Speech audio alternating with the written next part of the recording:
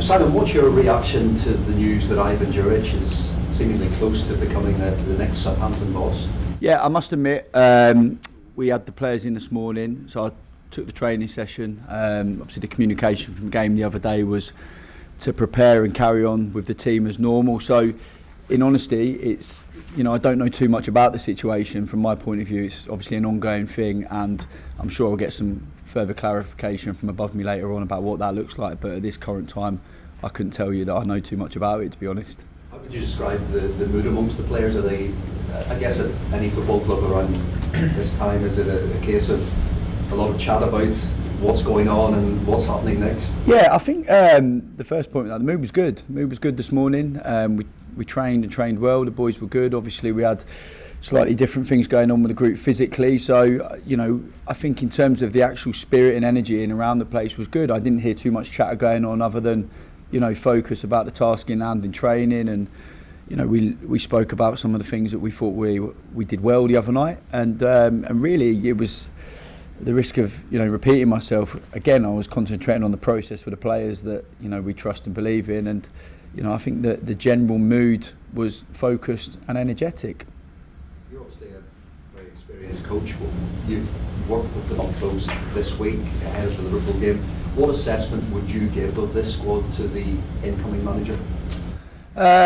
Yeah, I think I've obviously only been working with the group a couple of days, so I don't think it would be right for me to, be too conclusive about what I think this is. Again, I think my job was to, in the very short term, in a short space of time, work with the players in terms of confidence, in terms of, recouping from the game last Sunday against Spurs and preparing for the Liverpool game. So I think what I can tell him is that whoever comes into the role, they're a good bunch of guys. They want to do well. They've trained hard. And they've been open-minded about, my ideas and how we deal with the current situation. So, I don't think I'll be too conclusive about what the group is or isn't, tactically or technically, or physically. But what I would say is I think they're a decent bunch of guys that, want to do well. You talked about the confidence there. Do you think it's possible for them to improve dramatically from a defensive point of view in sort of this going into the second half of the season? Yeah, I think there's always room for improvement, and I think the important thing is, without doubt, is the belief. I think belief's important for the group at the minute, and they have to believe that bigger picture they can get themselves back into a situation that they want to be in, and of course then start looking at the immediate. So the immediate focus is that what do we need to do to be defensively more solid or harder to beat or limit the opponent's opportunities, but equally you've still got to find a way to score goals as well. So I guess really the key is how do we find the balance, and probably that's in my thinking in my short space of time here and preparing for the game on Fulham. How can we get the balance right to be hard to beat but have that footprint of creativity in the team as well. Can I just check, will you definitely take the Fulham game? Is that 100%? Yeah, I think, again, I've prepared the team this morning. I've been working with the guys, so I probably think sensible thing for me is to wait for a little bit of communication all round. But as it stands, in my mind, I'm preparing for Sunday's game. Simon, thank you. Good luck. Thank you. Can you visualise that moment? Will it be a proud moment? The eyes of the world on you taking charge of the Premier League game? I've not stopped to pause and think of any of these scenarios that I currently find myself in, other than doing my job. I think that's important. I pride myself on that and being a good professional, doing my job. I'm employed by the football club to be adaptable and available to any task that they need me to do. And as I said the other day, post-Liverpool game and pre-Liverpool game, it's an absolute honour, of course. It's a big moment for me personally, the Liverpool game, but I'm not jumping too far ahead. I've been very much day to day in terms of what does the next 24 hours require from me, what do the players need. So yeah, it's been great for me, and at the end of this, whatever the fallout is, I'll have had a lot of growth with that. But I keep bringing it back to what one thing that was important to me, that this isn't about me, this is about the football club at the minute. This is about how do we win the next game of football, and I've not looked at it in any other way than that, really. Let me ask you one about that. Whereas you might not want to look 24 hours on, it is Christmas. I think the under-21s don't have a game until January 5th or something. the family spoken to you and said, hang on, are our Christmas plans up the spout? Well, look, I've been in football, professional football, since the age of 14, 15, so Christmas has never really been much of a thing for me. Not because I'm miserable about it, but basically, I love my footy, and I love it in a professional capacity and I love it in a personal capacity. So, I was always itching for Christmas Day to get over and done with anyway, and look forward to the Boxing Day game, to be honest. So, look, like everyone in professional football, you make sacrifice, and I love that sacrifice. And as much as I love a bit of time with my family, they're all, have always been super supportive. Worked Christmas days, a lot of years last year.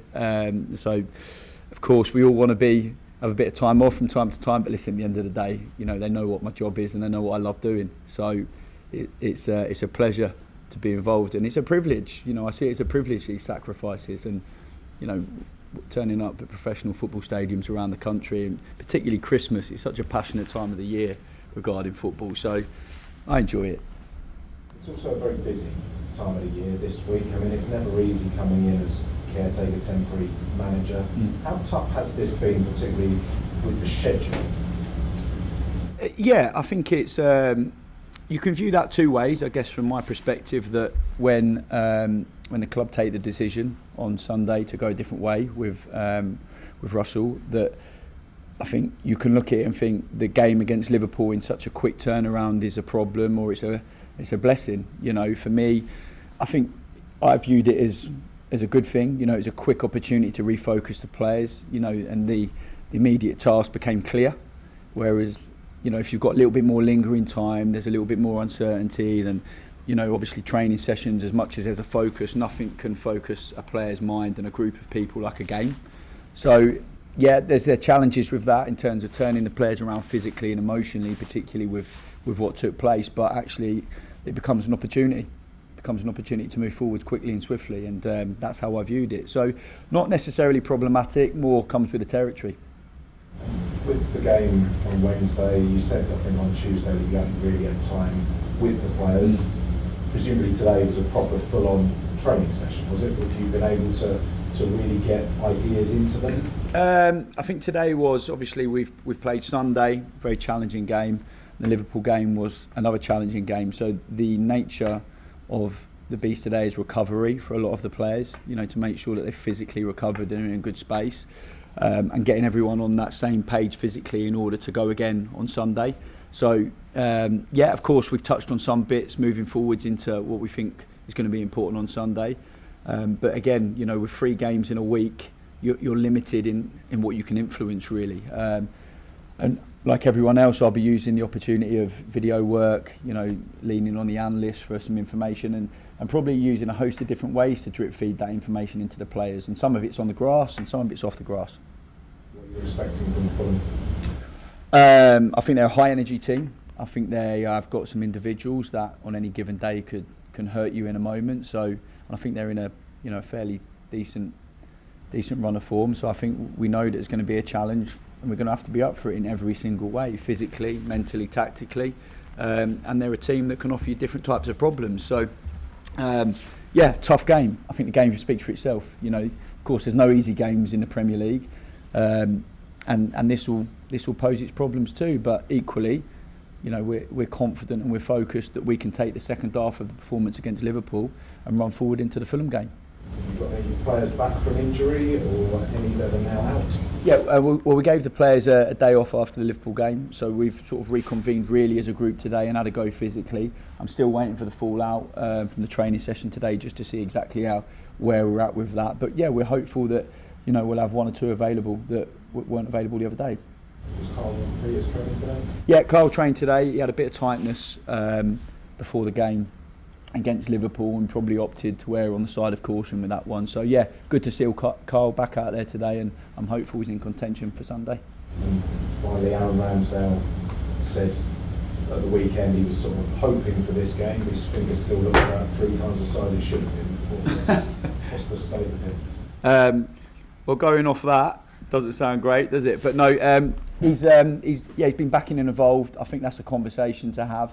But he's definitely not far away, and I think probably whether he's involved and available is probably still a conversation, but it's looking positive, and of course we're excited to have him back in the fold.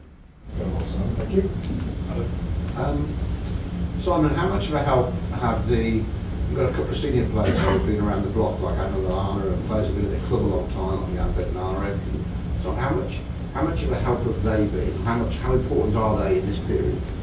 Very important. I think the role of interim, is less about my vision of football, and it's just what's important for the club. So I think in the short term, I spoke the other day about the importance of communication with them guys. They've got a wealth of experience in lots of different levels, and my experiences as a coach will be different to their current experiences as a player. But it would be daft of me to ignore their experience. So they've been great. I've had lots of conversations with Adam and the senior players, as well as the younger players. The younger players can give you a perspective that sometimes can surprise you, and maturity comes in different ways at different times. So I think the squad as a whole have been receptive, and they've been good. I think they've understood it's a difficult situation. It's not a straightforward one for myself to walk into, but equally, I've drawn on lots of different experiences, and the likes of Adam, and you mentioned Jan and Jack. They've all been really open, and we've had good conversations, and it's about respect. I think it's about respect, and it's about me respecting where they're at and trying to understand them as quickly as possible. And they've showed me an unbelievable amount of respect and absolutely supported me in any decision I've needed to make in this short time. You saw improvement in the second half on Wednesday. Things have been changing. What's the biggest what's the sort of biggest theme to take forward towards Fulham? When you talk about how they're going to be harder to beat. What is that about? I think belief, and it's. I think we use these words a lot, don't we, in football now? They get wrote on walls everywhere. Belief, togetherness, and it's like, you got to walk the walk with them things. You got to walk the walk, and it's what actions are required to bring them words to life. So I think I touched on it briefly with the players about we can talk about togetherness, but what's it going to look like?